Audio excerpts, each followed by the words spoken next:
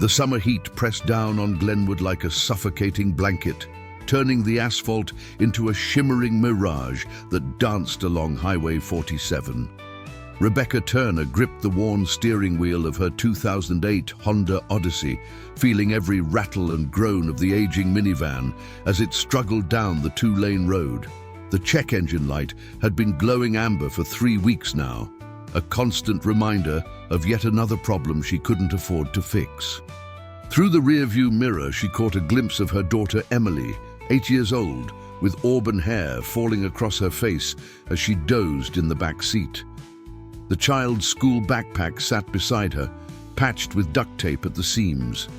Rebecca's chest tightened with a familiar mixture of love and guilt that had become her constant companion since her husband Derek had walked out 2 years ago, leaving nothing but unpaid bills and broken promises.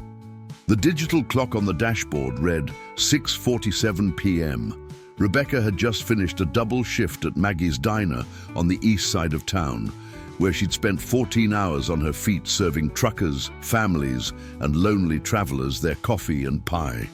Her lower back ached with a persistent throb that no amount of ibuprofen could touch anymore. Tomorrow morning at 5, she'd need to be at Save Mart to start her shift as a cashier, which meant she had maybe 6 hours to sleep, get Emily ready for school, and prepare herself for another grueling day. The gas gauge needle hovered dangerously close to empty, its red warning light blinking like an accusing eye. Rebecca sighed, calculating quickly in her mind. She had $43 in her wallet, money that was supposed to last until Friday's paycheck from the diner. $15 for gas, maybe $20 if she wanted to make it through the week without anxiety.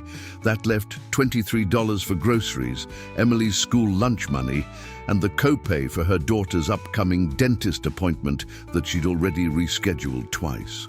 A weathered green sign emerged from the heat waves ahead. Last chance gas, 2 miles. Rebecca knew the place. Billy's Stop and Go, a ramshackle gas station that had been there since the 1970s, sitting alone at a forgotten junction where hardly anyone stopped anymore since the new interstate bypassed this stretch of road 5 years ago. The prices were usually 10 cents higher than the stations in town, but Rebecca didn't have a choice. The minivan was running on fumes. She signaled and took the exit, though no other cars were visible in either direction. The access road was cracked and uneven, lined with dead grass and the rusted remains of a barbed wire fence that had long ago given up trying to contain anything. A murder of crows scattered from a gnarled oak tree as the van rumbled past, their harsh caws cutting through the oppressive silence of the evening. Billy's Stop and Go looked even more desolate than Rebecca remembered. The old station consisted of a small concrete building with faded blue paint peeling in long strips, 2 ancient gas pumps that somehow still functioned, and a gravel parking area littered with cigarette butts and crushed beer cans. A flickering neon sign in the window read, "Open," though the interior appeared dark except for the pale glow of a television behind the counter. Rebecca pulled up to the first pump and cut the engine. The sudden silence felt heavy, broken only by the ticking of the cooling motor and Emily's soft breathing from the back seat. Through the grimy window of the station, she could see Billy Whitmore, the elderly owner, slumped in a chair behind the counter, his attention fixed on whatever was playing on his small TV. He was at least 70, half-deaf, and unlikely to notice much of anything happening outside. She reached for her worn leather wallet, counting out $15 in crumpled bills. Her fingers traced the edge of her maxed-out credit card, the embossed numbers a reminder of debts that grew larger every month despite her best efforts. Rebecca pushed the thought away. She'd learned that dwelling on financial impossibilities only led to paralysis, and she couldn't afford to stop moving, not when Emily depended on her. "Stay in the car, baby," Rebecca whispered, though her daughter remained asleep.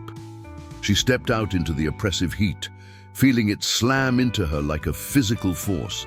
The smell of hot asphalt and gasoline filled her nostrils as she approached the pump, inserted the nozzle into her tank, and pressed the button for regular unleaded. The numbers on the old mechanical display began their slow climb. $1, $47, $2, $83, $4, $21. Rebecca leaned against the side of the van, closing her eyes for just a moment. The exhaustion settled into her bones like lead, and she allowed herself exactly 10 seconds to imagine a different life. A life where she didn't have to choose between fixing the van and buying Emily new shoes for school. A life where she could take her daughter to the movies without calculating the cost of tickets and popcorn against their weekly grocery budget. A life where she wasn't perpetually one emergency away from complete financial collapse. The sound of tires on gravel snapped her back to reality. Rebecca opened her eyes to see a battered Ford F-150 pulling into the station, its exhaust pipe hanging loose and dragging slightly. 3 men occupied the truck, 2 in the front, 1 in the bed sitting on a cooler. Even from a distance, something about them made Rebecca's stomach clench with instinctive wariness. The truck pulled up to the second pump, parking at an angle that blocked any easy exit. The driver killed the engine, and all 3 men climbed out with the deliberate slowness of people who had nowhere to be and all the time in the world to get there. The driver was tall and wiry, probably in his late 20s, with a shaved head and a network of tattoos crawling up his neck. He wore a stained white tank top that showed off more ink covering his arms.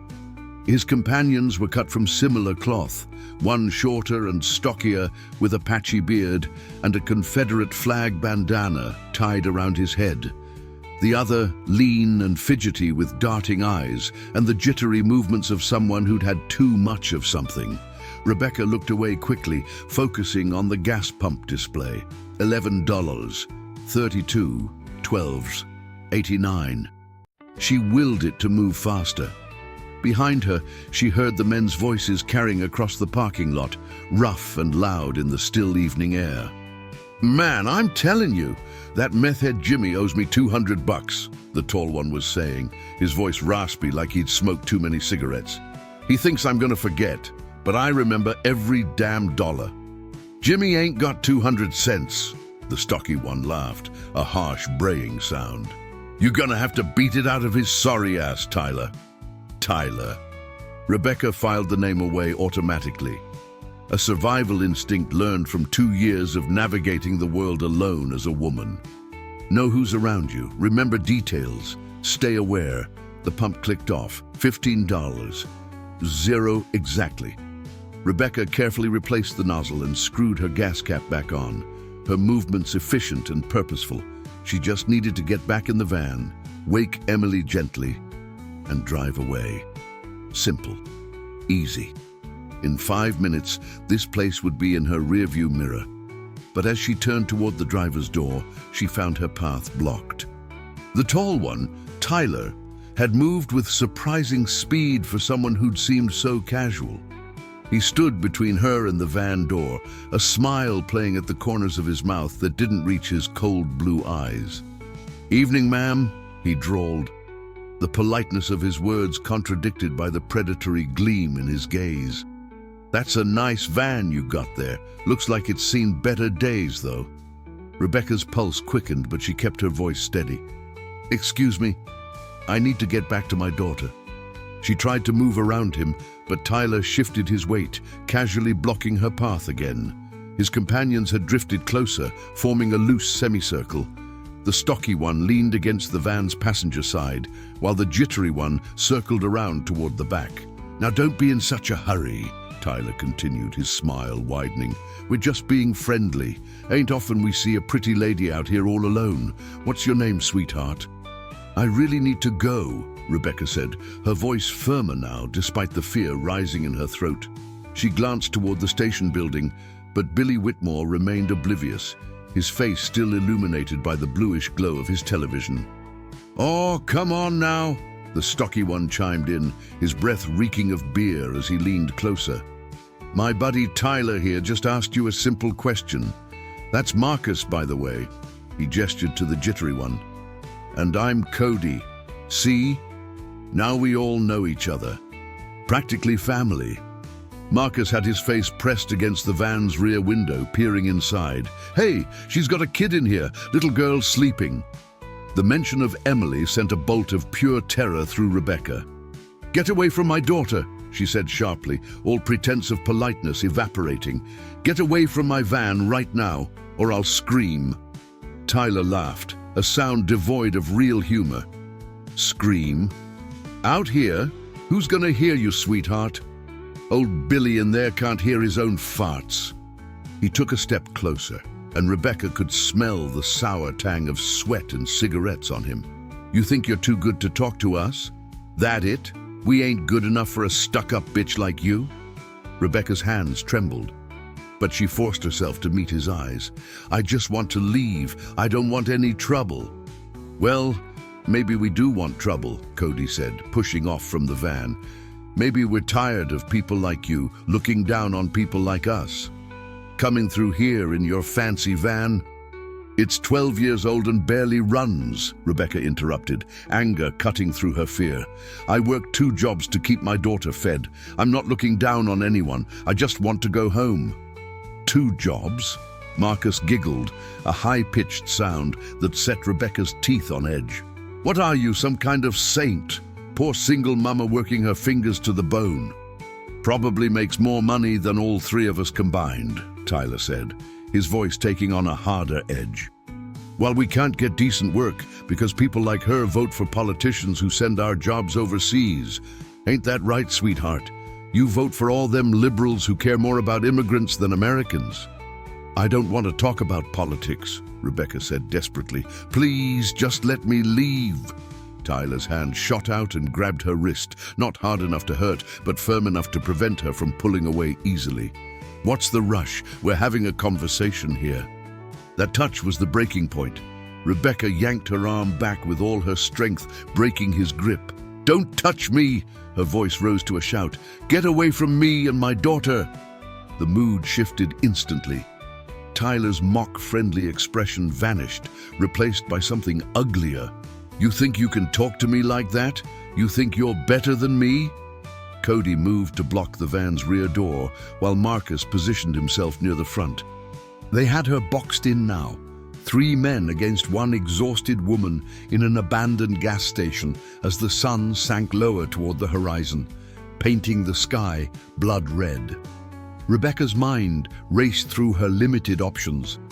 Her phone was in her purse, inside the van. Even if she could reach it, how long would it take police to arrive at this remote location? 10 minutes? 15? Billy Whitmore clearly wasn't going to help. She was alone, vulnerable, and terrified. "Please," she tried one more time, hating the pleading tone in her voice, but willing to beg if it meant protecting Emily. "Please just leave us alone. I have money. You can have it. Just let us go." "Now we're getting somewhere," Tyler said, his grin returning. "Empty your wallet. Let's see what you got." Rebecca's hand moved toward her pocket, but she never reached it. The sound came first, a deep, rumbling thunder that seemed to vibrate through the ground itself. It grew louder, resolving into the unmistakable roar of multiple motorcycle engines. All 4 of them turned toward the access road. Emerging from the heat, shimmer like something out of a fever dream, came a line of motorcycles, at least 8 or 9 of them, riding in a tight V formation. The leader was a massive man on a gleaming black Harley-Davidson Road King, his broad shoulders covered by a leather vest decorated with patches. Behind him, the other riders spread out like the wings of some great mechanical bird, their bikes a mix of choppers, cruisers, and custom builds. The motorcycles turned into the gas station parking lot with perfect synchronization, their engines creating a wall of sound that drowned out everything else. Tyler, Marcus, and Cody had frozen, their earlier bravado evaporating as the bikers circled them with the practiced precision of wolves surrounding prey.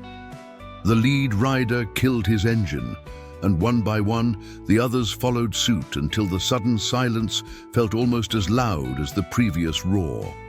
He dismounted with the fluid grace of someone completely comfortable on a motorcycle, pulling off his helmet to reveal a weathered face, probably in its late 50s, with steel grey hair pulled back in a ponytail and eyes the color of storm clouds. A neatly trimmed beard covered his jaw, and when he smiled, it didn't reach those cold, assessing eyes.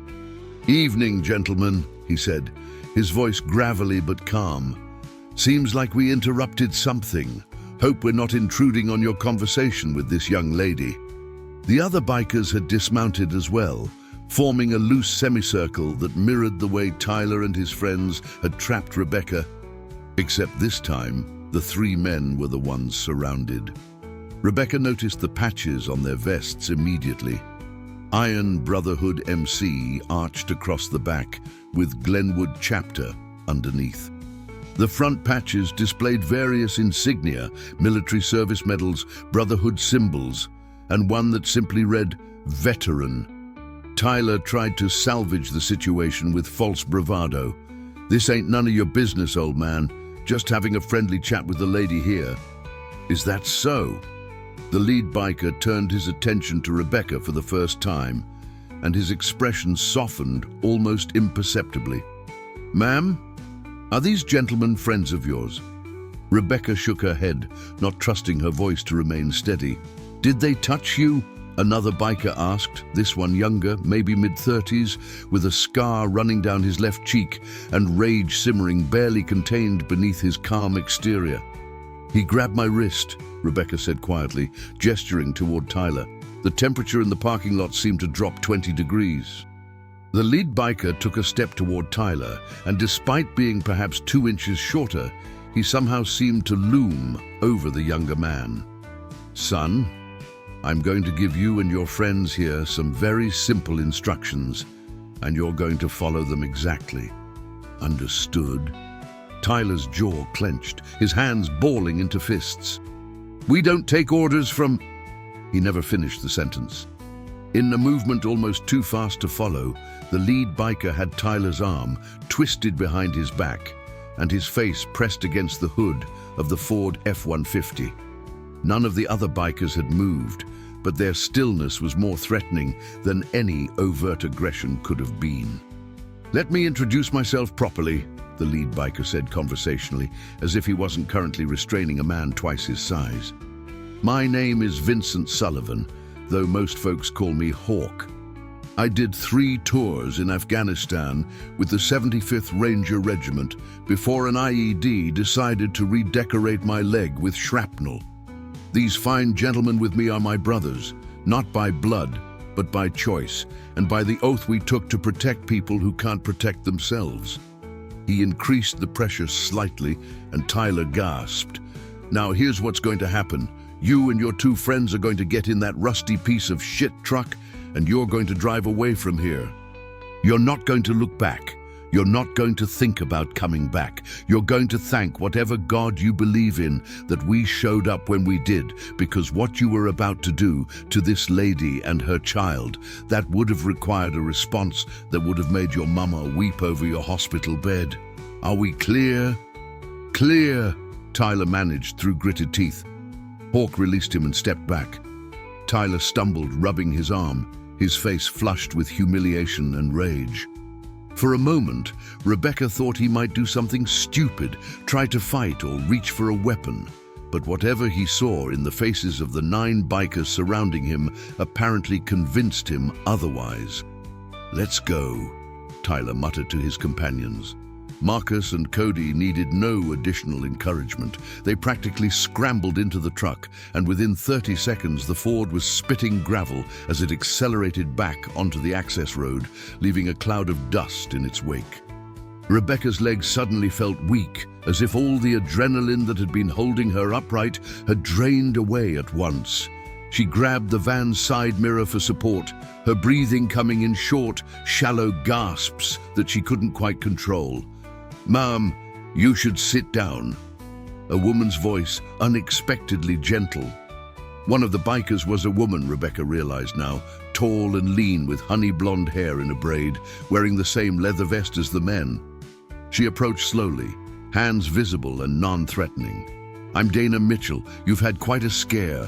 Let's get you sitting before you fall down." Dana guided Rebecca to sit on the van's running board, while Hawk knocked gently on the rear window. "Hey there, sweetheart," he called softly. "Your mama's okay. She's right here." Emily stirred, her eyes blinking open in confusion. When she saw the bikers, her eyes went wide, but Hawk smiled at her warmly. "It's okay, little one. We're friends. We're here to make sure you and your mama are safe." Rebecca found her voice. "It's okay, Emmy. These people helped us." She was shaking now, delayed shock setting in as her mind replayed what had almost happened. What could have happened if these strangers hadn't appeared? "You live around here?" Dana asked, crouching beside Rebecca. Up close, the woman looked to be in her early 40s, with laugh lines around her eyes and a no-nonsense demeanor that Rebecca found oddly comforting. "Glenwood, about 15 miles east," Rebecca managed. "We know it. That's our chapter's home base." Dana glanced at Hawk, who nodded. "How about we escort you home? Make sure you get there safe." I can't ask you to do that. You've already done so much." "You're not asking, I'm offering," Dana said firmly. "And before you argue, let me be clear. There's no way in hell we're letting you drive home alone after what just happened. Those boys might be stupid enough to wait down the road somewhere, and I'm not willing to take that chance." Hawk had opened the rear door and was talking to Emily in a low, soothing voice. "What's your name, young lady?" "Emily," the girl said shyly. "Emily Turner." "Well, Emily Turner, that's a beautiful name. I have a granddaughter about your age. Her name's Sophie. She loves horses. Do you like horses?" Emily nodded, clearly uncertain about these leather-clad strangers, but responding to Hawk's grandfatherly demeanor. "My mama used to say that horses were angels in disguise watching over us," Hawk continued. "But between you and me, I think motorcycles might be the real angels. They got wings of chrome and voices like thunder, and they always show up right when you need them most." Despite everything, Emily giggled at that. The sound seemed to break through Rebecca's shock, grounding her back in the moment. These people, these intimidating, leather-wearing, motorcycle-riding strangers, had just saved her and her daughter from a potentially horrific situation. And now they were offering to make sure she got home safely. "Thank you," Rebecca said, her voice thick with emotion.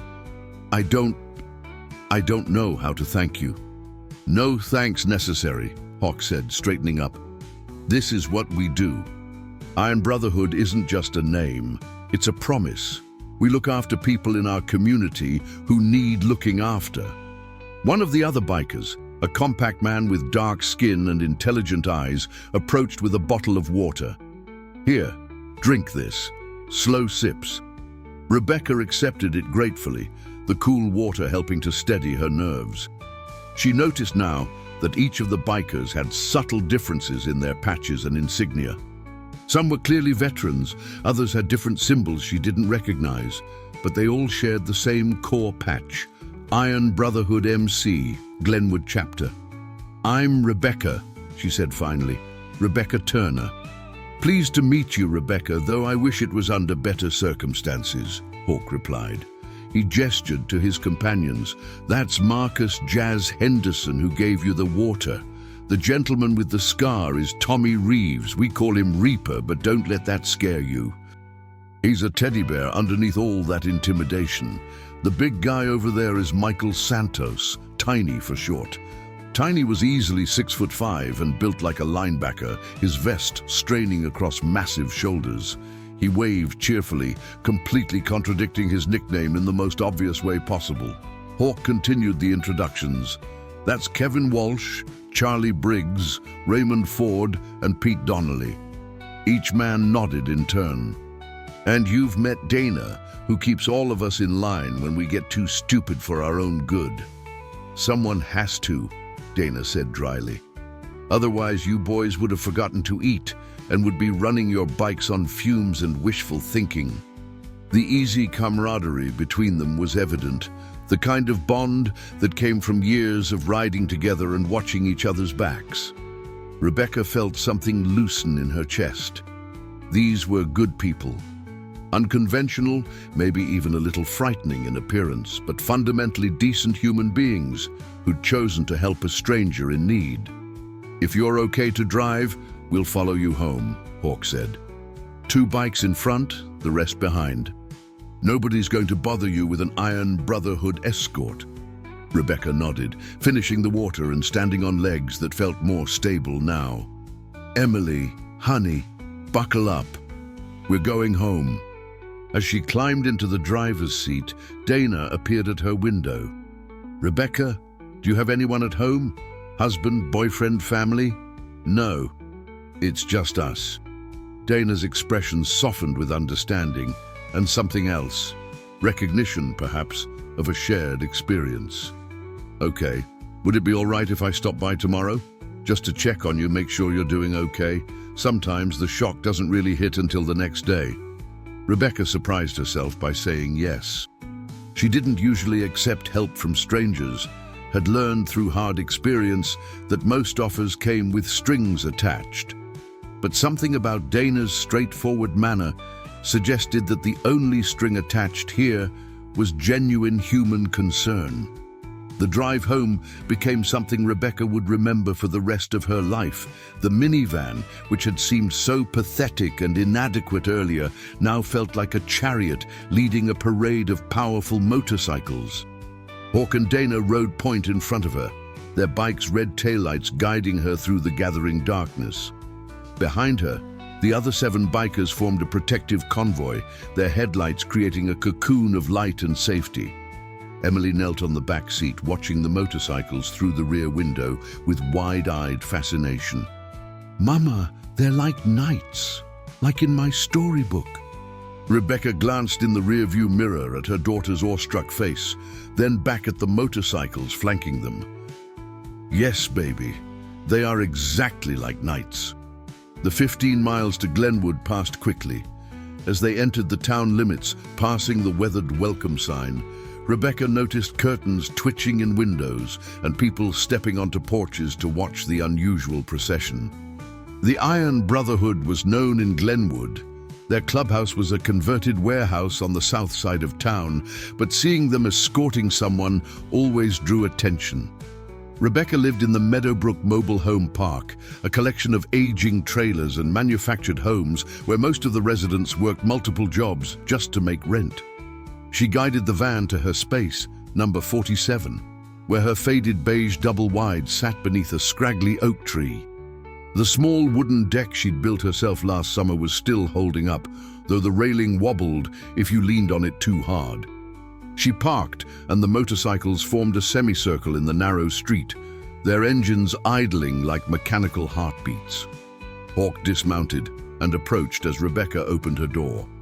"This is home," she said, suddenly self-conscious about the peeling paint and the garden gnome with a broken hat that Emily had insisted they keep because it looked sad. "Looks comfortable," Hawk said without a trace of judgment. "You got good locks on your doors?" "Yes, deadbolts." "Good. Keep them locked. I don't think those boys will come looking for you. They're cowards at heart, and cowards don't hunt when they know someone's watching, but I'm going to give you my number anyway." He pulled a card from his wallet and handed it to her. It was simple, just a name, Vincent Hawk Sullivan, and a phone number. "You have any trouble, any concerns, anything at all, you call me, day or night. Understood?" Rebecca looked at the card, then at the weathered face of this stranger who'd become her unlikely protector. "Why?" she asked softly. "Why would you do all this for someone you don't even know?" Hawk was quiet for a moment, and something painful flickered across his features. "I had a daughter once, Sarah. She was about your age when some men who should have been protecting her decided to hurt her instead." His voice remained steady, but Rebecca could hear the weight of old grief beneath the words. "I wasn't there to help her, wasn't there to stop it. So now, when I see someone who needs help, I am there. We all are. That's the promise we made, to be the people we wish had been there for the ones we lost." Rebecca felt tears burning in her eyes. "I'm so sorry." "Don't be sorry. Just be safe."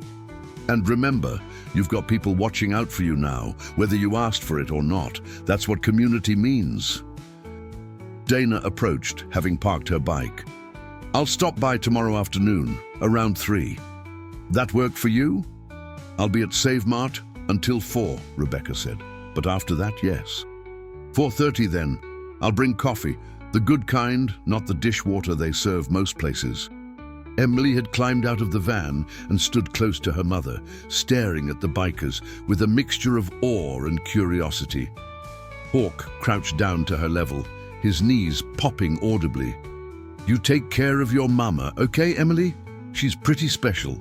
I know, Emily said seriously. She's the best mama in the whole world. I believe you're right about that. The bikers mounted their motorcycles, and the engines roared back to life in a symphony of power and mechanical poetry. One by one, they circled past, each rider nodding to Rebecca and Emily before heading back out onto the main road. Hawk went last, raising his hand in a 2-fingered salute, before his Harley carried him into the night, the sound of the engines fading gradually until only the normal sounds of the trailer park remained. A dog barking, a television playing through an open window, the whisper of wind through the oak leaves. Rebecca stood on her wobbling deck, Emily's hand in hers, and watched until the last taillight disappeared. Then she guided her daughter inside, locked the deadbolt behind them, and finally allowed herself to cry. Not from fear or despair, but from the overwhelming relief of having been seen, protected and valued by strangers who owed her nothing but gave her everything when she needed it most. That night, as Emily slept peacefully in the tiny bedroom they shared, Rebecca lay awake staring at the water-stained ceiling and thinking about knights in leather armor riding mechanical horses. She thought about Hawk's daughter Sarah, about the pain that drove good people to protect strangers, about the unexpected kindness that could appear from the most unlikely sources. And for the first time in longer than she could remember, Rebecca Turner felt like maybe, just maybe, she wasn't as alone as she'd always believed.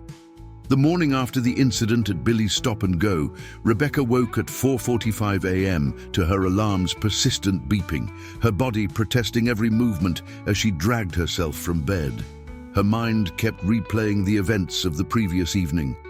Tyler's predatory smile, the fear that had paralyzed her, the thunderous arrival of the Iron Brotherhood. She'd slept poorly, jerking awake 3 times from dreams where the motorcycles never arrived, and the situation spiraled into nightmare territory her conscious mind refused to fully imagine. Emily was still asleep, curled around her worn stuffed rabbit, Mr. Hopscotch, when Rebecca gently shook her shoulder. Time to get up, sweetie. School day. The girl groaned but obeyed, stumbling toward the bathroom while Rebecca moved to the kitchen to prepare breakfast. The mobile home was cramped. 2 small bedrooms, 1 bathroom, a kitchen that was really just a galley with barely enough room for one person to move around, and a living area dominated by a sagging couch they'd bought at Goodwill. But it was clean, and it was theirs. And Rebecca had worked too hard to keep it to complain about the size. She poured cereal into 2 mismatched bowls, added milk that was 2 days from its expiration date, and carried them to the small folding table that served as their dining area. Emily appeared, dressed in jeans and a t-shirt with a unicorn on the front, her auburn hair sticking up in several directions despite Rebecca's best efforts with a brush. "Mama, are the motorcycle people coming back?" Emily asked around a mouthful of Cheerios. "I don't know, honey. One of them, Dana, said she might visit this afternoon. I liked them, especially the one called Hawk. He was nice." "Yes, he was very nice." Rebecca sipped her instant coffee, which tasted like burnt cardboard but contained the caffeine she desperately needed. "They helped us when we needed it," he did. "Like superheroes," Emily said decisively. And Rebecca didn't have the heart or energy to explain that superheroes were fiction, while the Iron Brotherhood was something more complicated. Real people with real histories who'd chosen to intervene when they didn't have to. The morning routine proceeded with practiced efficiency. Emily's lunch packed, peanut butter and jelly, an apple that was starting to get soft, a handful of pretzels, backpack by the door, shoes on. Quick check that they both looked presentable. At 6:15 a.m., Rebecca pulled into the parking lot of Glenwood Elementary School, where the early drop-off program accepted children whose parents worked unconventional hours. "Be good. Learn lots. I love you," Rebecca said, kissing Emily's forehead as the girl climbed out. "Love you too, Mama." Emily waved and ran toward the building where Mrs. Patterson, the morning supervisor, stood waiting. Rebecca drove directly to Save Mart, clocking in at 6:42 a.m. for her 7 o'clock shift. The supermarket was already busy with early shoppers, retirees who like to beat the crowds, contractors picking up supplies before heading to job sites, bleary-eyed parents grabbing coffee and something quick for breakfast. She took her position at Register 4, her practice smile firmly in place despite the exhaustion dragging at her. "Good morning. How are you today? Did you find everything you need?" The phrases came automatically, a script she'd perfected over 2 years of scanning groceries and making small talk with strangers. By mid-morning, her feet ached and her lower back had progressed from a dull throb to a sharp insistence that she was too old to be standing on concrete floors for 8-hour shifts. But Rebecca pushed through, because she always pushed through. That was what you did when quitting wasn't an option. At 11:30 a.m., during her 15-minute break, she sat in the employee lounge and pulled out her phone. 17 text messages waited, all from her co-worker at the diner, Janine Murphy, who'd apparently heard through the Glenwood grapevine about last night's incident. "OMG, are you okay? Cheryl said she heard the Iron Brotherhood escorted you home. Girl, you better call me. Was Hawk there? What happened?" Rebecca sighed and typed a quick response. "I'm fine. Long story. We'll tell you at work tomorrow." She was about to put the phone away when she noticed another text from an unknown number. "This is Dana Mitchell from last night. Still planning to visit around 4:30 if that works for you. Let me know if you need to reschedule." Rebecca stared at the message for a long moment before responding. 4:30 works. Thank you." The afternoon passed in a blur of beeping scanners and conveyor belts. At 3:55 p.m., Rebecca clocked out and drove to the elementary school to pick up Emily, then headed home with the familiar weight of exhaustion settling over her like a lead blanket. She had exactly 30 minutes before Dana was supposed to arrive, which gave her just enough time to change out of her Save Mart vest and make herself look marginally more human. Emily was doing homework at the folding table when the sound of a motorcycle engine announced Dana's arrival. Rebecca's stomach clenched with unexpected nervousness as she opened the door to find the blonde woman dismounting from a deep blue Harley-Davidson Softail, 2 cups of coffee and a cardboard carrier balanced carefully on the bike's seat. "Right on time," Dana said with a warm smile, retrieving the coffee and approaching the deck. She wore jeans and a simple black t-shirt today, her leather vest replaced by a denim jacket. Without the full regalia, she looked less intimidating, just an attractive woman in her early 40s with smile lines around her eyes and a confident stride. "Come in," Rebecca said, holding the door. "I'm sorry about the mess. I haven't had time to clean and—" "Rebecca," Dana interrupted gently. "Stop. I'm not here to judge your housekeeping. I'm here to check on you." She handed Rebecca one of the coffees, a proper latte with foam art on top in the shape of a leaf from Sterling's Cafe, the nice place in downtown Glenwood that Rebecca had never been able to justify spending money at. "Hi, Emily," Dana said, noticing the girl at the table. "Working hard on homework." "Math," Emily said with a grimace. "Word problems." "I hate word problems." "Me too. They always seemed like a trick. If Johnny has 12 apples and gives away 5, why is Johnny giving away perfectly good apples? That's poor resource management." Emily giggled, and Rebecca felt some of her tension ease. Dana settled onto the couch while Rebecca took the armchair, and for a moment they simply sat in companionable silence, drinking their coffee. "How are you really doing?" Dana asked finally, her voice kind but direct. "Last night was traumatic. Don't downplay it." Rebecca opened her mouth to say fine, to offer the automatic reassurance that she'd trained herself to give. But something about Dana's steady gaze made her pause. "I'm scared," she admitted quietly. "I keep thinking about what could have happened, what those men might have done if you hadn't shown up." "That's a normal reaction. You experienced a genuine threat.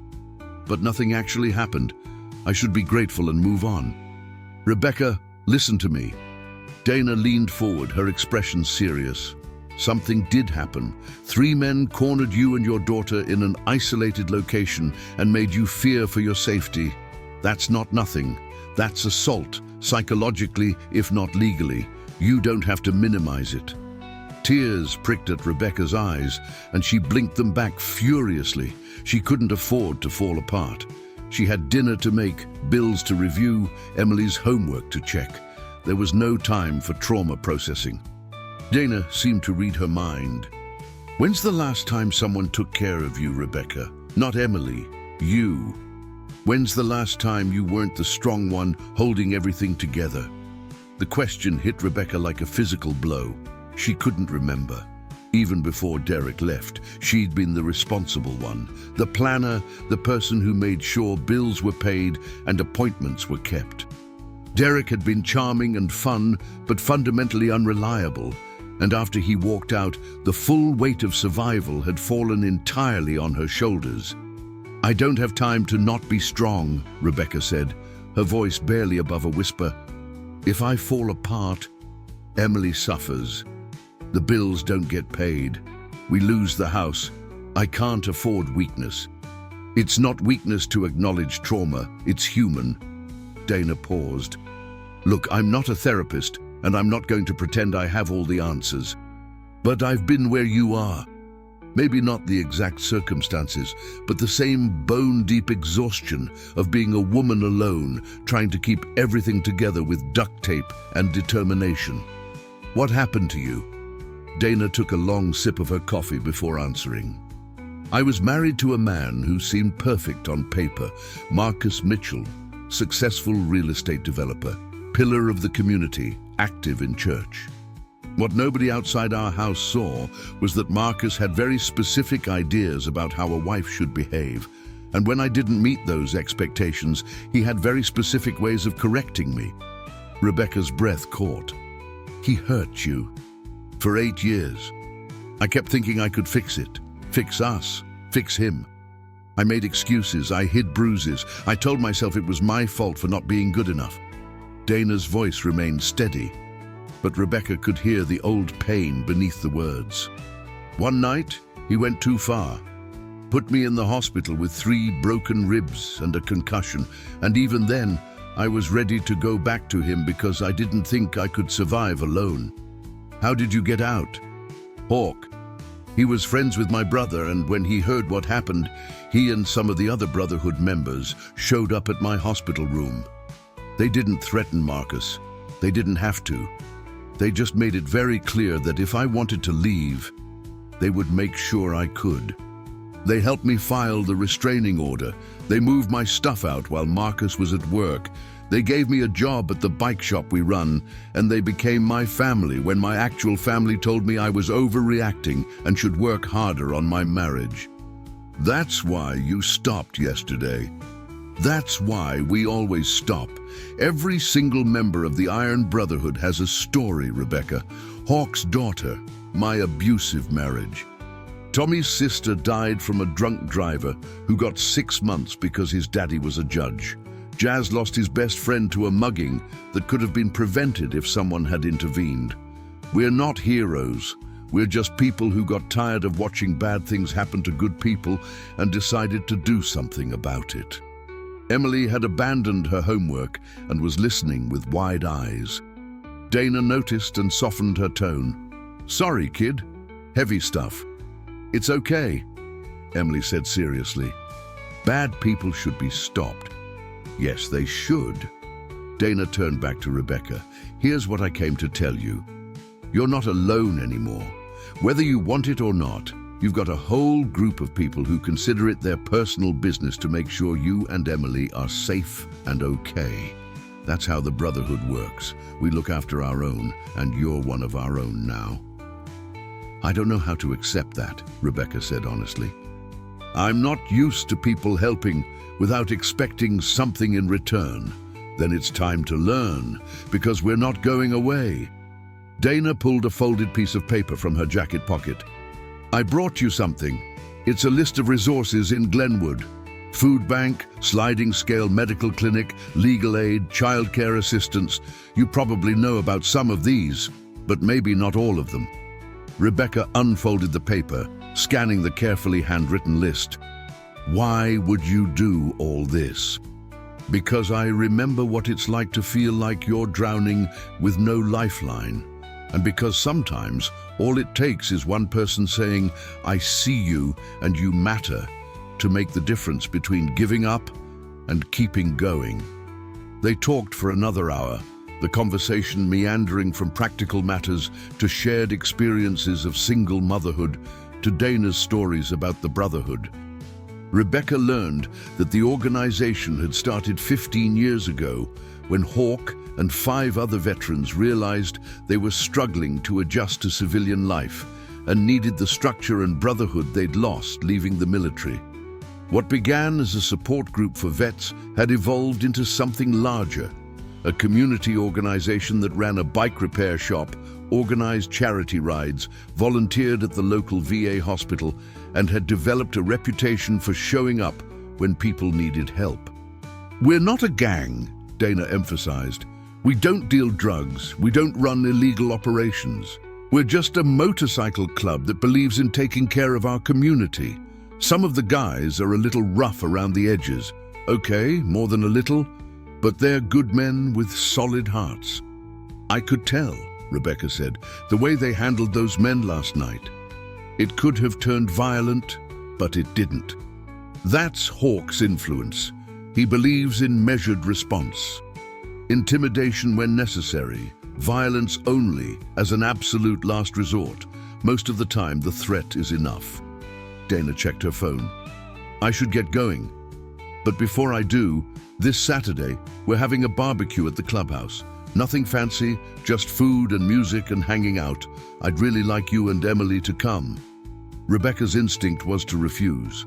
She didn't belong in that world, didn't know how to navigate social situations with bikers and...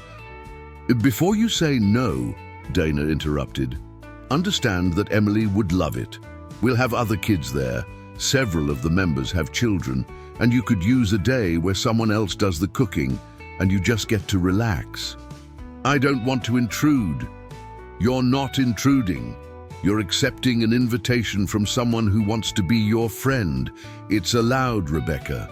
You're allowed to have friends and fun and community. Put like that, refusal seemed churlish.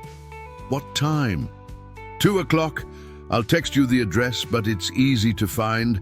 Everyone in Glenwood knows where the Brotherhood Clubhouse is. Big warehouse with motorcycles out front. Can't miss it. After Dana left, Rebecca stood on her deck and watched the blue Harley disappear down the street. Emily appeared at her elbow, slipping her small hand into Rebecca's. Are we really going to a party with the motorcycle people? Emily asked hopefully. I think we might be, Rebecca said, surprising herself. That night, after Emily was asleep, Rebecca sat at the folding table with a calculator and a pile of bills. This was her nightly ritual, reviewing their financial situation, trying to figure out how to stretch $43 into groceries, gas, and Emily's school needs. The numbers never worked. They required juggling and creativity, and occasionally choosing which bill could be paid late without immediate catastrophic consequences. But tonight, her mind kept wandering to Dana's words. You're allowed to have friends and fun and community. When had she stopped believing that? When had survival become so consuming that she'd forgotten how to live? Rebecca looked down at Hawk's business card, still sitting where she'd left it on the table. Vincent Hawke Sullivan, and a phone number. An open offer of help from someone who owed her nothing. The concept felt almost foreign. On impulse, she picked up her phone and typed a text. "This is Rebecca Turner. I wanted to thank you again for last night. You and your friends saved us." The response came back within 2 minutes. "No thanks necessary. That's what family does. See you Saturday at the barbecue if Dana convinced you to come." Family. Rebecca turned the word over in her mind. She'd never had much family. Her parents had died in a car accident when she was 19, and she'd been an only child. Derek's family had made it clear after he left that they sided with their son, regardless of the facts. Emily was her only blood relative. But maybe family didn't have to be about blood. Maybe it could be about choice, about people who showed up when you needed them and asked for nothing but the chance to help. Rebecca saved Hawke's number in her phone, then did the same with Dana's. 2 contacts in the emergency section, where before there had been only Emily's school and her own workplace numbers. It wasn't much, but it felt like something. A hairline crack in the walls she'd built around herself, letting in the first thin rays of light. She returned to her bills with renewed determination. The numbers still didn't add up, but somehow they felt slightly less overwhelming. Because for the first time in 2 years, Rebecca Turner wasn't facing them entirely alone. Saturday arrived, wrapped in the kind of perfect autumn weather that made people in Glenwood forget how brutal the summers and winters could be. Clear blue sky, temperature in the low 70s, a gentle breeze carrying the scent of fallen leaves and wood smoke from someone's fireplace. Rebecca spent the morning cleaning the mobile home, partly because it needed it, and partly because nervous energy demanded an outlet. "Mama, what should I wear?" Emily asked for the 3rd time, standing in the doorway of their shared bedroom with her small wardrobe presenting limited options. "Something comfortable that you can play in," Rebecca said, folding laundry on the couch. "Jeans and your purple t-shirt, maybe?" Emily disappeared to change, and Rebecca faced her own wardrobe crisis. What did one wear to a motorcycle club barbecue? She'd never been to anything like this before. Her social life for the past 2 years had consisted of mandatory work gatherings and Emily's school functions. She finally settled on jeans and a simple green blouse. Nothing fancy, but clean and presentable. They arrived at the Iron Brotherhood Clubhouse at 2:15 p.m., Rebecca having driven past it twice before working up the courage to actually park. The building was exactly as Dana had described, a converted warehouse on the industrial south side of Glenwood, with a gravel parking lot full of motorcycles and a hand-painted sign reading, "Iron Brotherhood MC, Glenwood Chapter." The sound of music and laughter drifted from behind the building, along with the mouth-watering smell of grilled meat. Rebecca gripped the steering wheel, second-guessing this decision for the 10th time. "Mama, look! There are other kids!" Emily pointed excitedly at 2 children chasing each other around the corner of the building, their shrieks of joy carrying clearly. That decided it. Rebecca had brought Emily here for the promise of normal childhood fun, and she wasn't going to let her own anxiety ruin that. They climbed out of the van and followed the music toward the back of the warehouse. The scene that greeted them was unexpectedly wholesome. A large fenced area had been set up with picnic tables, a massive grill where Charlie Briggs was flipping burgers, and a makeshift bar serving beer and soft drinks. At least 30 people were scattered around. Some she recognized from the gas station incident, others who were strangers. Children ran through a sprinkler someone had set up, while a group of men played horseshoes in the corner. Music played from speakers mounted on the warehouse's exterior wall, classic rock at a volume that was present, but not overwhelming. "Rebecca, you came!" Dana appeared from the crowd, wearing denim shorts and a tank top, her hair pulled back in a ponytail. "And you must be Emily. I'm so glad you're here. Come on, let me introduce you around." The next hour passed in a whirlwind of names and faces. Rebecca met Tommy's wife, Sarah, a soft-spoken woman who worked as a nurse at Glenwood Memorial. Jazz's girlfriend, Kendra, a high school art teacher with paint-stained fingernails and an infectious laugh. Pete's teenage daughter, Madison, who immediately took Emily under her wing and introduced her to the other children. "See," Dana said, handing Rebecca a cold beer. "Told you it wasn't scary." "I'm not usually good at things like this," Rebecca admitted. "Social situations, I mean. I feel awkward. Everyone feels awkward at first. That's why we drink beer and pretend we're not all dying inside." Dana clinked her bottle against Rebecca's. "But seriously, just relax. Nobody here is judging you. We're all just regular people who happen to ride motorcycles." Hawk appeared, carrying a platter of hot dogs that he delivered to one of the picnic tables before approaching Rebecca. "Glad you made it. Your daughter seems to be having fun." Rebecca looked over to see Emily playing tag with 3 other children, her face lit up with pure joy. When was the last time she'd seen her daughter look so carefree? "Thank you for inviting us. Open invitation stands anytime. We do this most weekends when the weather's good. Kids need space to be kids, and parents need space to remember they're more than just parents." Rebecca spent the afternoon in a pleasant haze of conversation and good food. She learned that Tiny worked as a mechanic at the bike shop the Brotherhood ran, that Tommy had his own construction company, that Jazz had served as a medic in the army and now volunteered with the local ambulance service. These weren't the dangerous criminals that popular culture suggested when it mentioned motorcycle clubs. They were contractors and mechanics, teachers and medics, people with jobs and families and ordinary lives who happened to share a passion for riding. As the sun began to set, painting the sky in shades of orange and pink, the crowd thinned as families with young children headed home for bedtime routines. Emily had exhausted herself playing and now sat at a picnic table coloring with Madison, who was showing impressive patience with her young charge. Rebecca found herself sitting around a fire pit with Hawk, Dana, Jazz, and a few others, the conversation flowing easily in the way it does when people feel comfortable together. "So Rebecca," Jazz said, his deep voice thoughtful, "Dana mentioned you work 2 jobs. What do you do?" "Waitress at Maggie's Diner and cashier at Save Mart," Rebecca said. "Exciting stuff." "Nothing wrong with honest work," Hawk said firmly. "Don't let anyone make you feel small for doing what needs to be done to take care of your family." "I don't," Rebecca said, then reconsidered. "Actually, I do sometimes. I feel like I should be doing more, being more. Emily deserves better than a mother who's always exhausted and struggling." "Emily deserves exactly the mother she has," Dana said.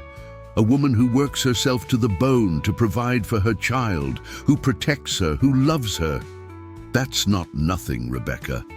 Derek, my ex-husband, he used to say I wasn't ambitious enough, that I was content with mediocrity." The group exchanged glances, and Hawk's expression hardened slightly. "Your ex-husband sounds like he was an idiot who didn't appreciate what he had. He left 2 years ago for a woman he met online, moved to Oregon without even saying goodbye to Emily, sends a check sometimes when he remembers, but mostly we're on our own." "That's not a reflection on you," Jazz said quietly. "That's a reflection on him being a coward who ran from responsibility." Rebecca felt tears threatening and blinked them back. She didn't cry in front of people. She didn't show weakness. But something about this circle of relative strangers felt safe in a way she couldn't quite articulate. "Can I tell you something?" she said suddenly. "I've never told anyone this." "Of course," Dana said softly. "Sometimes I'm grateful he left." "Is that terrible?"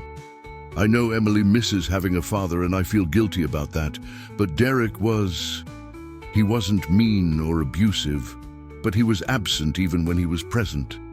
Always on his phone, always distracted, always making me feel like I was an inconvenience in his life. When he left, part of me felt relieved that I didn't have to try anymore to be whatever impossible thing he wanted." "That's not terrible," Hawk said. "That's honest, and there's courage in honesty. I don't feel courageous." I feel tired and scared, and like I'm failing at everything important. You faced down 3 men who wanted to hurt you, Dana pointed out. You work 2 jobs while raising a child alone. You keep showing up day after day, even when it's hard. Rebecca, that's the definition of courage. Courage isn't the absence of fear. It's moving forward despite the fear. The fire crackled, sending sparks drifting up into the darkening sky.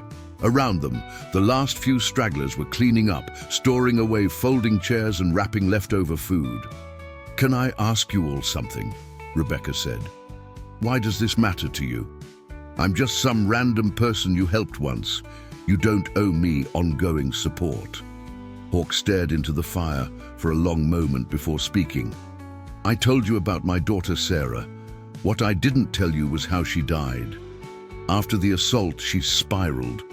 Depression, PTSD, substance abuse. I tried to help, but I didn't know how. I was overseas when she overdosed.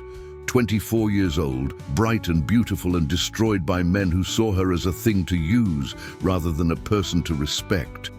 His voice remained steady, but the pain was raw and immediate despite the years. "I made a promise at her funeral. I promised that I would never again stand by while someone needed help. I would never again be too busy or too distant or too anything to show up when it mattered. The brotherhood is that promise made manifest. Every person we help, every time we intervene, it's me trying to save Sarah even though I can't. It's me trying to be the person I wish I'd been for her." Rebecca's throat tightened. "I'm so sorry for your loss." "Don't be sorry. Just let us help you. Let us be your family when you need one. That's all I ask." Jazz spoke up. "My story's different, but the endpoint's the same. I watched my best friend Derek get jumped by 5 guys outside a bar while a dozen people stood around filming it on their phones. Nobody intervened. Nobody called the police. They just recorded him getting beaten to death for social media clicks. I was deployed overseas, couldn't do anything to stop it. When I got back stateside, I found Hawk and the Brotherhood, and I found purpose again. We don't stand by and film, we act." One by one, the others shared their stories. Tommy's sister killed by a drunk driver, whose wealthy family ensured he barely faced consequences. Dana's abusive marriage, and the Brotherhood members who'd given her an escape route. Charlie's nephew, who'd been bullied so severely, he'd attempted suicide at age 14. Each story was different, but they all shared the same core. People who'd been failed by systems meant to protect them, who'd been hurt by others' callousness or cruelty, who'd learned the hard way that sometimes the only thing standing between you and disaster was someone willing to step up. "We're all broken people," Dana said simply, "but broken together becomes something stronger than perfect alone." Rebecca looked around at these faces, illuminated by firelight and marked by life's hard lessons. She saw kindness and pain, strength and vulnerability, determination and grief. She saw people who'd transformed their trauma into purpose. "Thank you," she said inadequately, "for everything, for saving us, for including us, for caring when you didn't have to." "That's what family does," Hawk said, echoing his earlier text. "And you're family now." Emily approached the fire circle, rubbing her eyes sleepily. "Mama, I'm tired." "Okay, baby, let's get you home." Rebecca stood, Dana rising with her. "I'll walk you to your van," Dana said. As they crossed the parking lot, Emily between them holding both their hands, Dana spoke quietly. "I know this is all overwhelming. You don't have to be anything other than who you are, Rebecca. But if you ever need anything, money, childcare, a shoulder to cry on, someone to help fix that van of yours, you call, day or night. That's not charity, that's community." Rebecca strapped Emily into her seat, then turned to Dana and surprised them both by pulling her into a hug. "Thank you for seeing me." Dana hugged back fiercely. "You're impossible to miss." The drive home felt different than the drive there. Rebecca still had all the same problems, the same anxieties about money and time and Emily's future, but she no longer felt quite so alone carrying them. In the rearview mirror, Emily slept peacefully, exhausted from a day of playing with other children, of being just a kid without worry or responsibility, and in Rebecca's phone sat 2 new contacts labeled emergency, with names she was beginning to think of as friends. It wasn't a solution to her problems, but it was something, a beginning, a crack in the isolation she'd worn like armor for so long. Maybe that was enough for now. October arrived with a sudden cold snap that caught Glenwood unprepared, the temperature dropping 20 degrees overnight and leaving Rebecca scrambling to find Emily's winter clothes from last year. Most of them no longer fit. Her daughter was growing at an alarming rate that Rebecca's budget couldn't keep pace with. She sat on the bedroom floor surrounded by 2 small jackets and pants with ankles that would hit mid-calf, doing mental calculations that refused to add up favorably. The Honda Odyssey had finally given up completely 3 days ago, the check engine light progressing from warning to prophecy as the transmission made a grinding sound that the mechanic at Joe's Auto Shop said would cost $1,800 to fix. $1,800 that might as well have been $18,000 for all the accessibility Rebecca had to that kind of money. Which was how she found herself sitting in the Iron Brotherhood's bike shop on a Tuesday afternoon, watching Tiny examine her van's transmission with the kind of focused attention usually reserved for surgery. "Yeah, she's done," Tiny said, wiping grease-stained hands on a rag. "Transmission's shot. I can rebuild it, but the parts alone are gonna run you about $1,000, and that's if I can find them used." Rebecca's stomach sank. "And labor. For you, free. But Rebecca, even at cost for parts, this is gonna be expensive. And honestly," he gestured at the van, "even if we fix the transmission, this thing's got another 50,000 miles on it, max. You're putting money into something that's already on borrowed time." "I don't have another choice," Rebecca said quietly. "I need a vehicle. I can't get to work without one, can't get Emily to school." Dana appeared from the small office at the back of the shop, carrying a file folder. "Actually, you might have options. Come talk to me for a minute." They settled in the cramped office, which smelled like motor oil and coffee. Dana pulled out several sheets of paper covered in her neat handwriting. "Okay, so I've been doing some research. There are several programs in the county for single parents who need vehicle assistance." "I don't qualify for anything," Rebecca said automatically.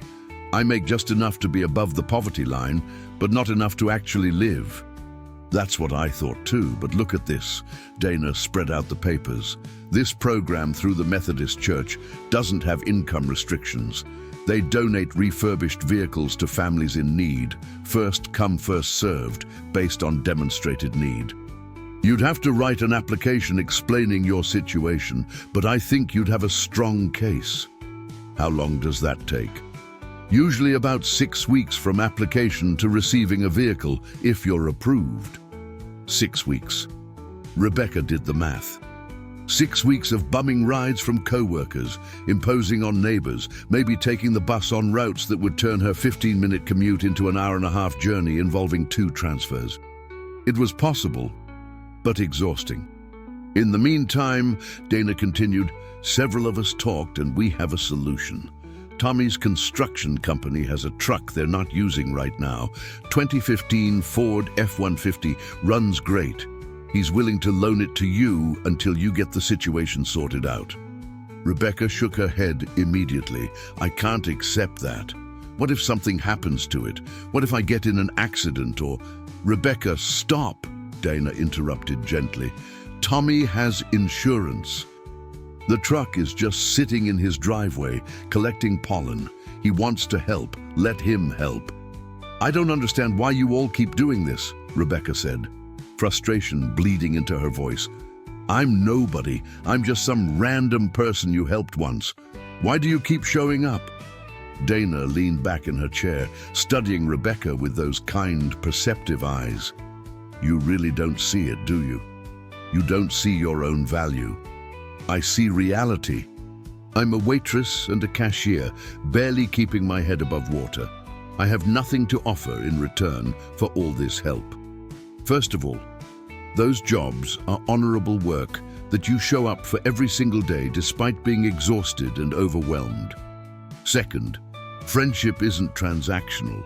You don't have to offer something in return for people to care about you. Dana paused. But if you really want to contribute something, you could help us out. How? We're organizing a food drive for Thanksgiving, collecting donations and assembling meal boxes for families in need. We could use someone with customer service skills to help coordinate drop-offs and interact with recipients. You'd be perfect. Rebecca blinked. You're asking me to volunteer. I'm asking you to be part of the community. Yes, we help you when you need it, but you also help others, and that creates a network where everyone's supported. That's how this works. Put that way, it felt less like charity and more like belonging. Okay, Rebecca said slowly. I can do that. When? Planning starts next week. We meet here at the shop every Wednesday evening at 7. Dana smiled. And in the meantime, you're borrowing Tommy's truck. He'll drop it off at your place tonight with the keys. That evening, Rebecca stood on her wobbly deck and watched Tommy pull up in a beautiful silver Ford F-150 that looked almost new. Emily danced excitedly beside her. They'd been carless for 3 days, and the isolation had been difficult for both of them. She's all yours, Tommy said, climbing out and handing Rebecca the keys. Tank's full, insurance cards in the glove box. Treat her nice, but don't stress about it. Trucks are meant to be used. Tommy, I don't know what to say. Say you'll come to the bonfire this Saturday. We're doing another gathering, and Sarah wants to get to know you better. She said you seem like good people. He grinned, the scar on his face crinkling. Plus, Emily keeps asking Madison about horses, and we actually have a friend bringing a couple of gentle ones for the kids to meet. Emily gasped. Real horses. Real horses, Tommy confirmed. Madison's been taking riding lessons, and she wants to show the younger kids how to brush them and feed them treats. Can we go, Mama? Please. Emily's eyes were enormous with hope. Rebecca looked at her daughter's excited face, at Tommy's genuine smile, at the truck keys in her hand, representing trust and community and connection. Yes, we can go. The Wednesday evening meetings for the Thanksgiving food drive became a highlight of Rebecca's week. The planning committee consisted of about a dozen people, Brotherhood members and their families, plus several community volunteers. They met in the bike shop's garage, surrounded by motorcycle parts and tools, planning logistics with the kind of military precision that came from having several veterans in the group. Hawk ran the meetings with calm efficiency, delegating tasks and solving problems as they arose. Jazz handled the financial side, tracking donations and expenses. Dana coordinated with local businesses for food donations.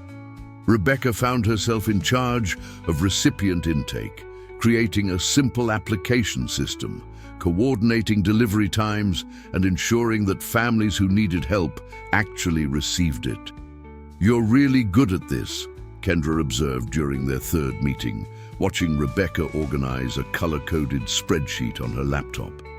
Have you ever thought about doing non-profit work professionally?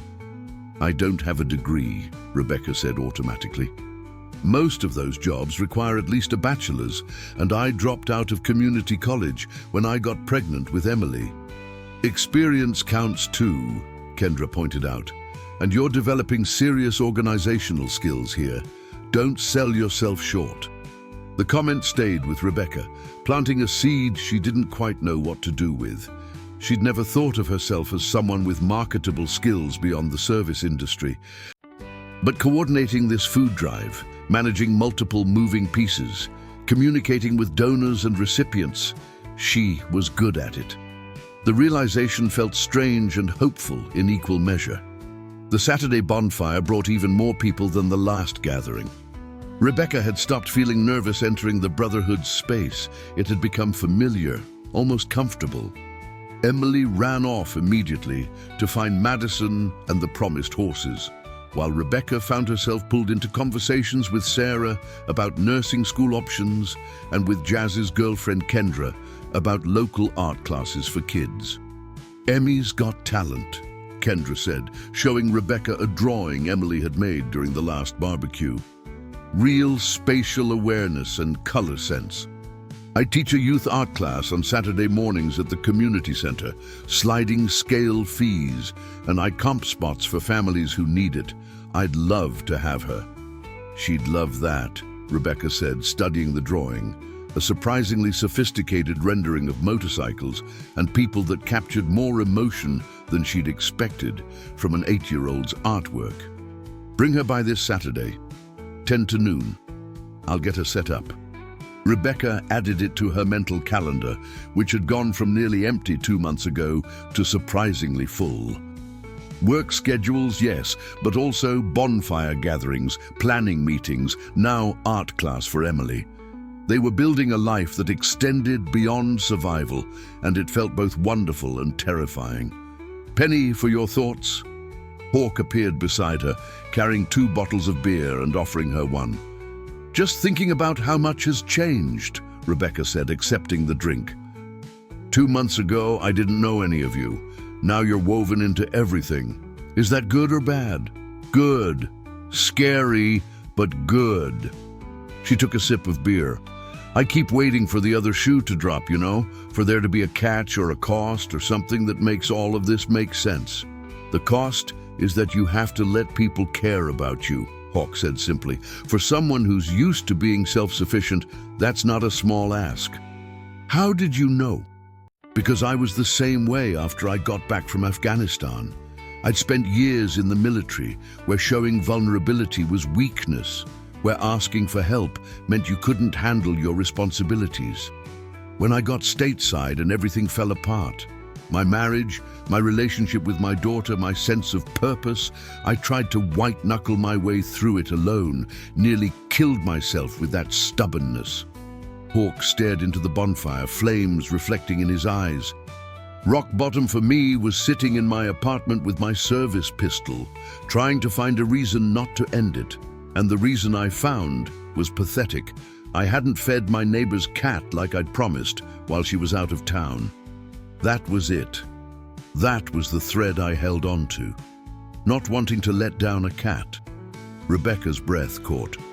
"Hawk, I'm telling you this because sometimes the things that save us seem insignificant. A cat that needs feeding, a motorcycle club looking for members, a woman at a gas station who needs help. We don't get saved by grand gestures. We get saved by small moments of connection that remind us we matter to someone." "You matter to a lot of people now," Rebecca said quietly. "So do you. You just haven't fully accepted it yet." He clinked his bottle against hers. "But you will." The night wore on with music and laughter, children playing flashlight tag in the darkness while adults swapped stories around the fire. Rebecca found herself next to Dana, the two of them comfortable in companionable silence. "Can I ask you something personal?" Rebecca said finally. "Of course. When you left your husband, were you scared?" "Terrified," Dana said without hesitation. "I had no job, no money of my own, no place to live. He'd isolated me from most of my friends and family over the years, so I didn't have much of a support system. Leaving felt like jumping off a cliff without knowing if there was water or rocks at the bottom. But you did it anyway. Because staying meant dying slowly, not physically, though it could have come to that eventually, but dying as a person, losing pieces of myself until there was nothing left but what he wanted me to be." Dana turned to look at Rebecca directly. "Why do you ask? Is there something you're scared of?" "I'm scared of being happy," Rebecca admitted. "That sounds stupid, but it's true. I'm scared that if I let myself believe things are getting better, if I relax and trust and open up, something will come along and destroy it all. And I don't know if I could survive that kind of loss again." "So you're keeping people at arm's length to protect yourself from potential future pain?" "Yes." "Rebecca, that's not protection, that's prison." Dana's voice was kind, but firm. You're locking yourself away from the possibility of hurt, but you're also locking yourself away from joy and connection and love. Is that really how you want to live? I don't know how to do anything else, Rebecca whispered. Then learn. One small step at a time. Let Emily take art classes. Come to our gatherings. Accept help when it's offered. Trust that the people showing up for you actually want to be there. Dana paused. And maybe, eventually, believe that you deserve good things. That night, driving home in Tommy's borrowed truck with Emily asleep in the passenger seat, Rebecca thought about deserving.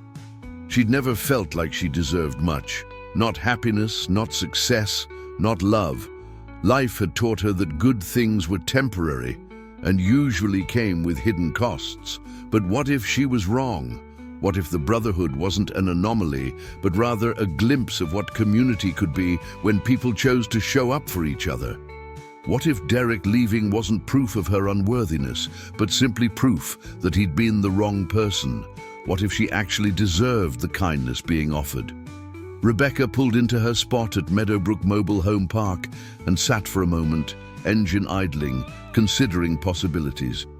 She thought about the Thanksgiving food drive and how good it felt to use her skills for something meaningful. She thought about Emily's excitement, about art class and horses and new friends.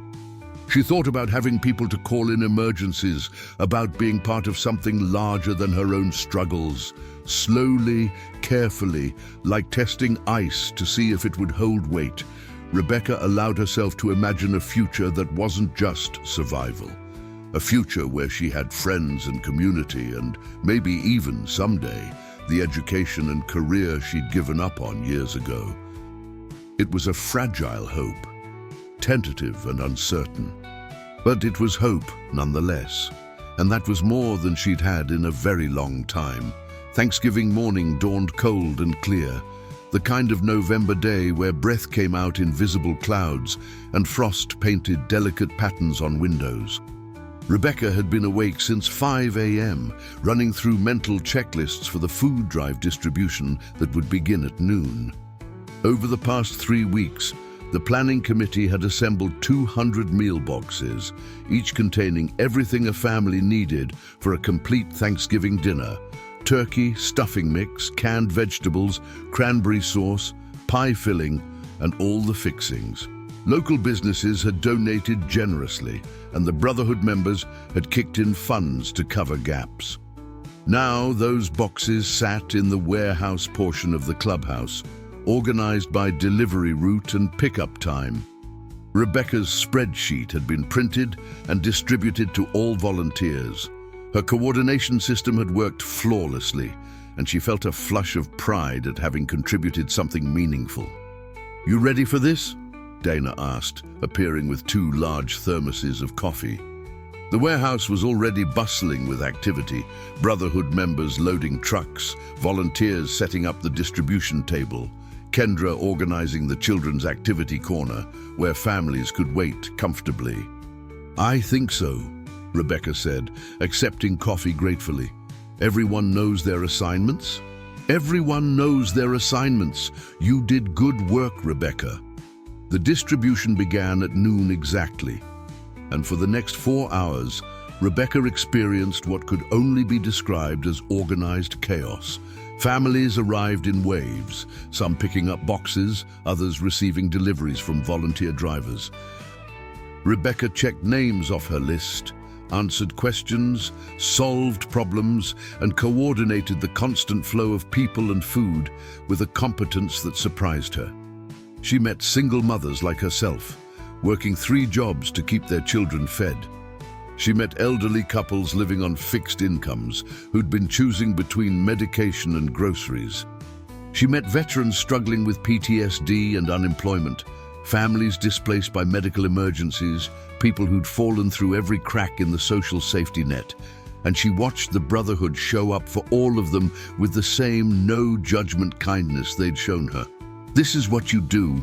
one woman asked, her eyes filling with tears as Jazz loaded a meal box into her ancient sedan. "You just help people? That's what community does," Jazz said simply. We take care of each other.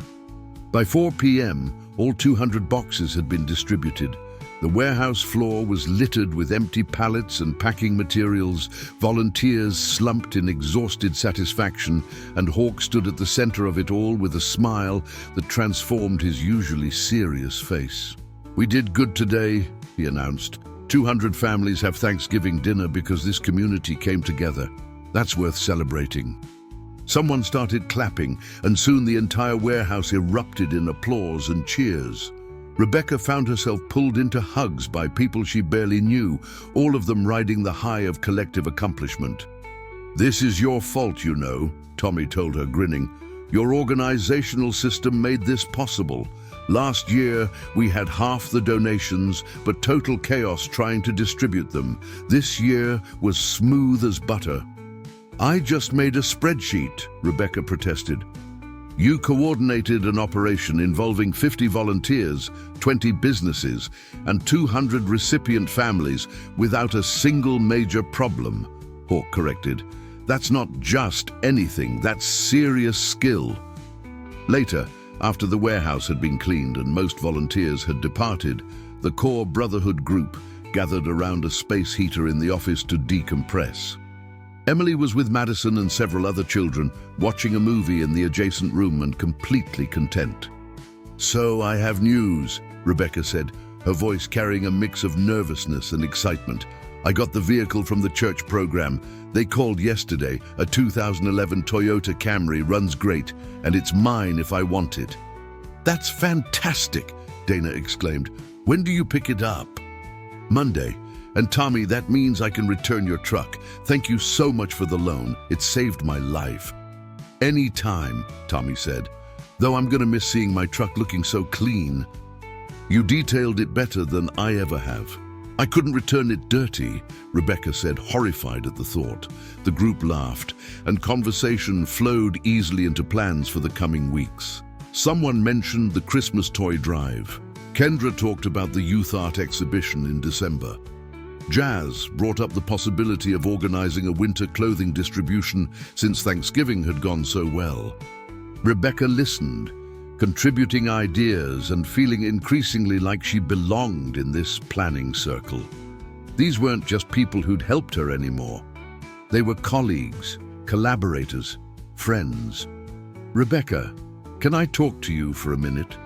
Hawk gestured toward the quiet corner of the office. They settled into worn chairs, and Hawk studied her with that penetrating gaze that seemed to see past all her defenses. How are you really doing? Not just the surface stuff, really doing? Rebecca considered the question seriously. Better, not perfect, not without struggles, but genuinely better than I was 3 months ago. What changed? Everything, nothing, I don't know. She struggled to articulate it. My circumstances are mostly the same. Same jobs, same financial stress, same challenges. But I'm not facing them alone anymore.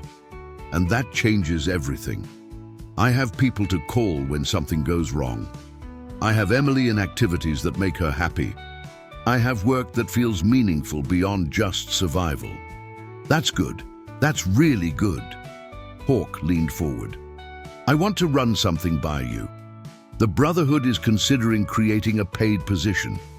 Community Outreach Coordinator. Someone to manage programs like the food drive, coordinate with local organizations, handle publicity and fundraising. The pay wouldn't be amazing, but it would be stable and come with health insurance. Rebecca's heart began to pound. Okay, we want to offer it to you. Part-time to start. Maybe 25 hours a week, which would let you keep one of your current jobs until we see if we can expand the role to full-time. But Rebecca, you're exactly who we need for this. You've proven you can organize, coordinate, and connect with people. You care about the community. You understand what it's like to need help because you've been there. I don't have a degree, Rebecca said automatically, old insecurities rising. We don't care about degrees. We care about competence and character, and you have both in abundance. Hawk pulled out a folder. This is a rough job description and proposed salary. Take it home, think about it, Talk to Emily if you want, but I'm hoping you'll say yes." Rebecca opened the folder with trembling hands. The proposed salary was modest, but she did quick mental math. Combined with part-time hours at either the diner or Save Mart, it would actually give her financial breathing room for the first time in years. Real breathing room, not just surviving by pennies. "Health insurance?" she asked, her voice barely above a whisper. "Full health and dental for you and Emily. Kicks in after 90 days. Rebecca thought about Emily's upcoming dental appointment, the one she'd rescheduled 3 times because she couldn't afford the copay. She thought about her own neglected health, the persistent back pain she'd learned to ignore because doctor visits cost money she didn't have. When would you need an answer? No rush. This is a big decision. Take a week, take 2 weeks. The position isn't going anywhere. Rebecca nodded, clutching the folder like it contained something precious and fragile. "Thank you for thinking of me. Thank you for being someone worth thinking of." That evening, Rebecca sat at her folding table long after Emily had gone to bed, reading and rereading the job description. Community Outreach Coordinator for Iron Brotherhood MC. Responsibilities included program development, volunteer management, partnership building, event coordination. Required skills: organizational ability, communication, compassion, creativity. It was everything she was good at and had never known could be an actual job. The salary was less than she currently made combining both her positions, but the health insurance more than made up the difference. And more than the financial calculation, this was work that mattered. Work that used her brain instead of just her ability to stand for hours. Work where she could make decisions and create systems and actually see the impact of her efforts. It was also terrifying. What if she failed? What if she wasn't actually as competent as Hawk seemed to think? What if she gave up her reliable jobs for this opportunity and it fell apart? Rebecca pulled out her phone and before she could second-guess herself, sent a text to Dana. "Can we talk? I need advice." The response came within minutes. "My place? 20 minutes? I'll open wine." Rebecca checked on sleeping Emily, left a note just in case, and drove Tommy's truck to Dana's address, a small but tidy house on the east side of town, with a motorcycle in the driveway and cheerful yellow curtains in the windows. Dana answered the door in sweatpants and a flannel shirt, hair down and face free of makeup. It was the most casual Rebecca had ever seen her, and somehow it made the conversation feel safer. "Hawk offered me a job," Rebecca said without preamble, settling onto Dana's comfortable couch. "I know. I was part of the decision to create the position." Dana poured 2 glasses of red wine and handed one to Rebecca. "What's holding you back?" "Fear. What if I'm not good enough? What if I fail and let everyone down? What if you succeed and build a career you actually care about?" Rebecca took a long sip of wine. "That's almost more terrifying. I'm used to disappointing outcomes. I don't know how to handle the possibility of things actually working out." Dana curled into the armchair across from the couch, studying Rebecca with affectionate exasperation. "You know what your problem is? You're so used to expecting the worst that you can't recognize opportunity when it's handed to you on a silver platter. I'm being realistic. You're being scared. There's a difference." Dana leaned forward. "Rebecca, I've watched you for 3 months now. I've seen you coordinate that entire food drive without a single major mistake. I've seen you handle difficult conversations with grace. I've watched you solve problems creatively and manage volunteers who can be, let's be honest, a little chaotic. You're not just good at this work, you're exceptional. But what if? Stop. No more what-ifs catastrophizing the future. Let me ask you a different question. If you knew you couldn't fail, would you want this job?" Rebecca didn't even have to think about it. Yes, absolutely yes. Then the only question is whether you're going to let fear make your decisions or if you're going to make them yourself. They talked for another 2 hours, Dana sharing her own journey from terrified abuse survivor to confident businesswoman running the Brotherhood's bike shop operations. She talked about the job offer she'd almost turned down because she didn't think she deserved it, about the opportunities she'd nearly missed because fear whispered that she wasn't enough. "I'm not saying it'll be easy," Dana said. "New jobs are always challenging. You'll make mistakes, everyone does, but you'll also learn and grow and build something meaningful, and you'll do it with a whole community backing you up."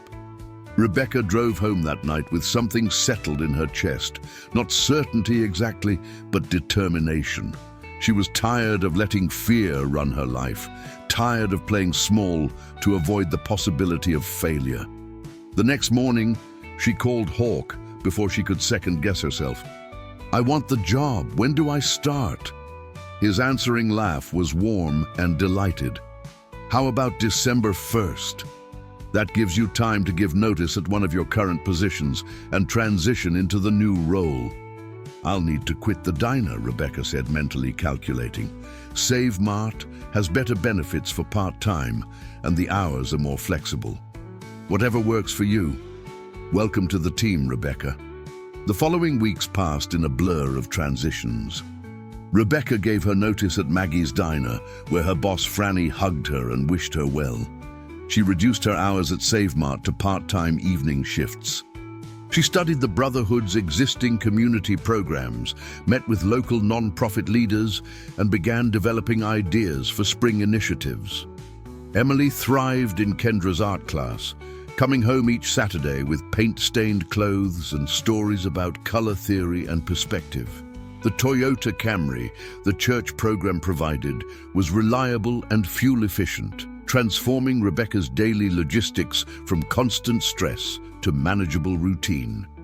And slowly, almost without Rebecca noticing, her life stopped being about mere survival and became about actually living. On Christmas Eve, the Brotherhood hosted a community dinner at the clubhouse, open to anyone who needed a meal and company during the holidays. Rebecca coordinated the event with confidence born of experience, managing volunteers and donations and the constant flow of people seeking warmth and connection. "You're really good at this," Janine from the diner said, having shown up to volunteer for the evening. "I mean, you were always good at multitasking and managing people, but this is different. You're in your element." Rebecca looked around the decorated warehouse. Tables full of food, children playing in the corner under Madison's supervision, Hawk and Jazz serving meals with genuine smiles, Dana managing the beverage station with practiced efficiency. This was her community now. These were her people. "I think I might be," Rebecca said, surprised to realize it was true. Emily appeared at her elbow, tugging on her sleeve. "Mama, Hawk said there might be caroling later. Can we stay?"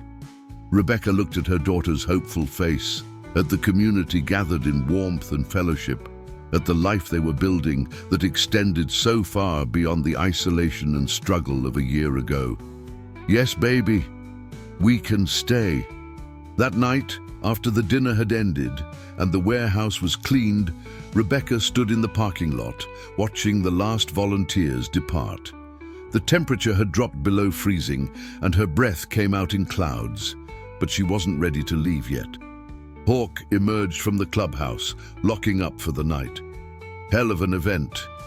You pulled it off perfectly." "We pulled it off," Rebecca corrected. "This is team effort." "True, but you're the one who makes the team function." He walked over to stand beside her, both of them looking up at the clear December sky scattered with stars. "I'm proud of you, Rebecca. I hope you know that." Tears pricked at her eyes. Happy tears, grateful tears, the kind she was finally allowing herself to feel. 3 months ago, I was being harassed at a gas station, terrified and alone. Now I'm here, doing work I care about, part of a community I never knew I needed. It doesn't feel real sometimes. It's real. You're real. This life you're building is real. Hawk turned to face her fully. You know what the secret is to healing? It's not forgetting the bad things that happened. It's building enough good things that the bad stuff stops defining you. Is that what you did after your daughter? Eventually. It took years, and I still have days where the grief hits like a freight train. But the brotherhood, the community work, the people I've helped, they gave me purpose when I'd lost mine. They reminded me that even broken people can build beautiful things. Rebecca thought about her own brokenness, the failed marriage, the financial struggles, the years of barely holding on. She thought about how the cracks had slowly filled in with connection and community and meaningful work. I think I understand now why you stopped that day at the gas station, she said quietly. It wasn't just about helping a stranger. It was about honoring your daughter by being the person you wish had been there for her. Yes, and it was about reminding myself that I could still make a difference, that my pain could be transformed into purpose. Hawk smiled, and in the dim parking lot light, he looked younger somehow. You're doing the same thing now, you know, taking your struggle and using it to help others who are where you were. I hope so. I want to matter. Rebecca, you already do. They stood in comfortable silence for a moment. Then Hawk pulled something from his pocket, a small, wrapped package. This is from all of us. Merry Christmas. Rebecca unwrapped it to find a leather vest, smaller and more feminine than the ones the Brotherhood members wore, but clearly custom-made. On the back, beautifully embroidered, it read, Iron Brotherhood MC, Community Outreach, with a small patch showing a helping hand. You're family now, Hawk said simply. This makes it official. Rebecca ran her fingers over the soft leather, the careful stitching, the tangible symbol of belonging. She'd spent so long believing she had to earn love, had to prove her worth, had to be perfect to deserve kindness. But the Brotherhood had taught her something different. They'd taught her that family wasn't about blood or perfection. It was about showing up, being present, choosing each other day after day. It was about seeing someone's value when they couldn't see it themselves. Thank you, she whispered, for everything. For saving us, for believing in me, for giving me a place to belong. No, Hawk said gently. Thank you for letting us. Rebecca drove home that night wearing her new vest. Emily asleep in the passenger seat, clutching a stuffed animal that Dana had given her. The mobile home looked less shabby in the Christmas lights she and Emily had strung up last week. Festive and welcoming, a home rather than just a place to sleep. Inside, Rebecca carefully hung the vest in her closet next to her work clothes. Tomorrow, she'd wear it to the Christmas Day community gathering. Tomorrow, she'd stand beside her chosen family and continue building this new life. But tonight, she sat in the quiet darkness of her living room and allowed herself to feel something she'd denied herself for far too long. Hope. Hope that things could keep getting better. Hope that she was worthy of the kindness she'd received. Hope that Emily would grow up knowing community and connection rather than isolation and struggle. Hope that the worst was behind them and the road ahead, while never easy, wouldn't be traveled alone. Rebecca Turner had been saved by strangers on motorcycles at a gas station 3 months ago. But the real salvation hadn't been that single moment of intervention. It had been every moment since, every friendship offered, every opportunity provided, every time someone had shown up and reminded her that she mattered.